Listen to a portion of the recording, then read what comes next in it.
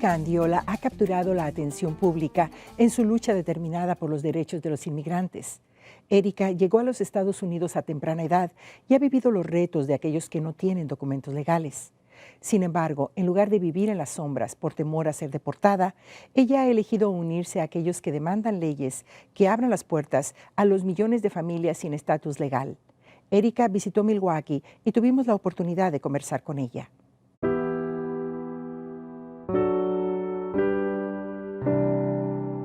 I came to the U.S. when I was 11, and when we were in Mexico, where I'm originally from, my mom was a victim of domestic abuse for about 17 years. And one of the hardest decisions of her life was to figure out how to get out of that abusive relationship and have a better, much happier future for her children. The only way out was to follow the rest of her family members who were in the United States. Guadalupe Arriola, su madre, tomó la decisión de cruzar la frontera a los Estados Unidos a través del desierto, trayendo con ella a Erika de 11 años, su hermana de 18 y su hermano menor de 2 años, con la esperanza de tener un futuro mejor trabajando fuerte. My mom, would say at some point she was trying really hard to work. She was trying, she was selling food, she was cleaning houses, you name it. She was trying really hard to put food on her table. But, at some point she was almost giving up and I was the one pushing, like, Ma, no, we need to stay. No nos podemos ir, we can't leave because I like my school. I'm learning English. I was, within a year I was already speaking English fluently. Erika, a pesar de ser una estudiante sobresaliente en la escuela secundaria, nunca pensó que podía continuar estudios universitarios. Always thought that women of color, like immigrant young women, or people that looked like myself didn't go to college, and it was something that I just always had in my mind. I was like, if I'm gonna go visit Arizona State University, it's probably gonna be just to take a tour. I don't think I'm ever gonna go there. If it wasn't for mentors and women who I really looked up to in high school, I don't think I would have thought that I could have done it. I started working really hard to get into college. Just started applying to all kinds of scholarships, even though I didn't qualify for a lot of them. And I was able to get in. I got into ASU. I got into the university with full ride scholarships. And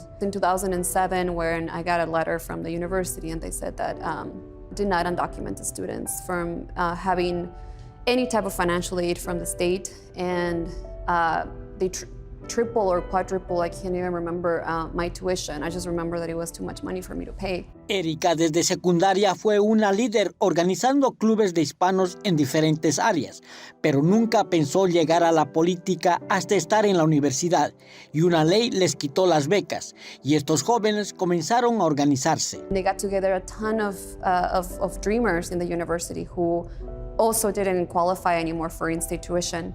And they got us all together to give us a scholarship. And in one meeting, we actually met each other. And it was the most awkward meeting ever because none of us knew that we were undocumented. And now it was like this room full of people that had the same experience that we had. We started, building friendships, but most of all, we started really figuring that if we all got together and did something about it, that we were actually going to be able to push and fight for our scholarships to be replaced or for in-state tuition that we could actually apply for in-state tuition. That was our first campaign. It was angry students who were starting to get really empowered, and that's when we started speaking out and telling our stories to people and telling them that we were undocumented and unafraid. Pelear por costos de matrícula como estudiantes residentes fue el objetivo de estos jóvenes y así comenzaron a salir de las sombras y pelear por sus derechos y comenzaron a organizarse a nivel nacional. I was one of the people, along with actually some of the students from here, from Wisconsin, back in 2011. We were basically the ones who came up with the strategy to win DACA. We were already very involved. We created an organization at the national level, and then we started organizing Dreamers across the country, pushing Obama. I mean, we were really the ones who pushed the president to do this. And so when DACA happened, I was really grateful.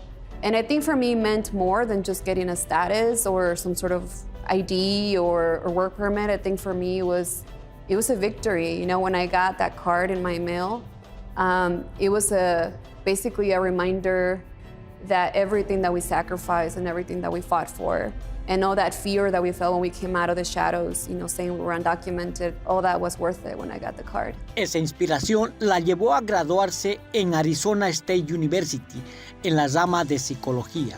Because I grew up in a domestic violence household, it was always to be a psychologist, and I wanted to work with women who were victims of domestic violence. That was like my aspirations. I actually graduated with a bachelor's degree in psychology, but I wasn't able to use it at first. I was blessed to learn a lot about how government works in this country, how democracy works in this country, whether it was through the movement or working for a congresswoman, which I did, or working for Senator Bernie Sanders, which I did. I worked in his campaign for president.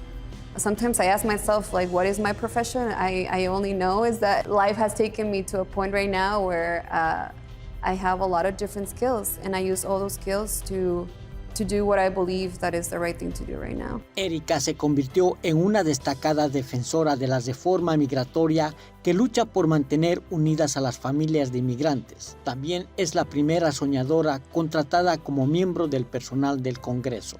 Every time right now that I can see that, you know, we are losing a lot of battles, I am reminded of that, and I'm also reminded, you know, of where I came from in Arizona. It's a state that has gone through a lot, but it's also the same state who kicked out Sheriff Arpaio out of office when he was deporting our people, when he was raiding our houses. And so I do believe that we can build a power, and that we have demonstrated that through using all those tools that we have, whether it's marches or whether it's voting or whether it's lobbying in Congress or calling our senators, that if we continue to do that, even though we don't see results tomorrow, we're going to be able to see results in the future.